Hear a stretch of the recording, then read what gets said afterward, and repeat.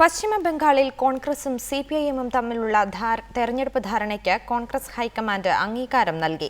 ജനാധിപത്യ മൂല്യങ്ങൾ കാത്തുസൂക്ഷിക്കുന്നതിന് എല്ലാ ജനാധിപത്യ മതേതര ശക്തികളും കൈകോർക്കണമെന്ന് ബംഗാൾ PCC അധ്യക്ഷൻ അധീർ രഞ്ജൻ ചൌധരി വ്യക്തമാക്കി.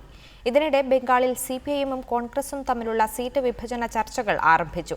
തെരഞ്ഞെടുപ്പിൽ 70 മുതൽ 80 വരെ സീറ്റുകൾ നൽകാൻ തയ്യാറാണെന്ന് ബംഗാളിലെ സിപിഐഎം നേതൃത്വം വ്യക്തമാക്കി.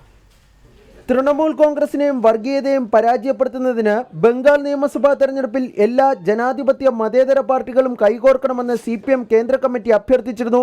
ഈ അഭ്യർത്ഥന അംഗീകരിക്കുന്നുവെന്ന് വ്യക്തമാക്കുന്നതാണ് ബംഗാൾ PCC അധ്യക്ഷൻ അധീർ രഞ്ജൻ ചൌധരി പുറത്തിറക്കിയ പ്രസ്താവന.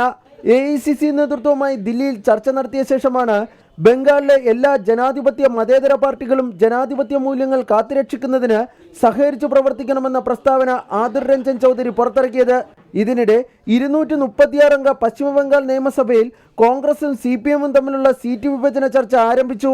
100 സീറ്റുകൾ മത്സരിക്കാൻ വേണമെന്നാണ് കോൺഗ്രസിന്റെ ആവശ്യം. 2011-ൽ തൃണമൂൽ കോൺഗ്രസ് സഖ്യകക്ഷിയായ കോൺഗ്രസിന് 64 സീറ്റ് നൽകിയിരുന്നു.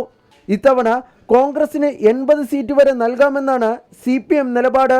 മാൽഡ, മുർഷിദാബാദ്, ജയ്പാൽഗുരി, ഉത്തര ദിനാജ്പൂർ എന്നീ ജില്ലകളിലാകും കൂടുതൽ സീറ്റുകൾ നൽകുക. ഉത്തര ദക്ഷിണ 24 പർഗാനാസ് ജില്ലകളിലും കോൺഗ്രസിന് സീറ്റ് നൽകാൻ CPM തയ്യാറാണ്.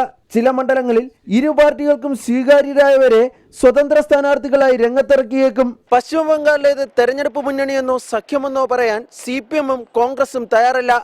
തെരഞ്ഞെടുപ്പ് ധാരണയെന്ന് ഇരു പാർട്ടികളും അവകാശപ്പെടുന്ന ഈ ബന്ധത്തിന് എന്നാൽ മുന്നണിയുടെയും സഖ്യത്തിന്റെയും സ്വഭാവമാണെന്ന കാര്യത്തിൽ തർക്കവുമില്ല. B. ബാലഗോപാൽ, റിപ്പോർട്ടർ, ദില്ലി.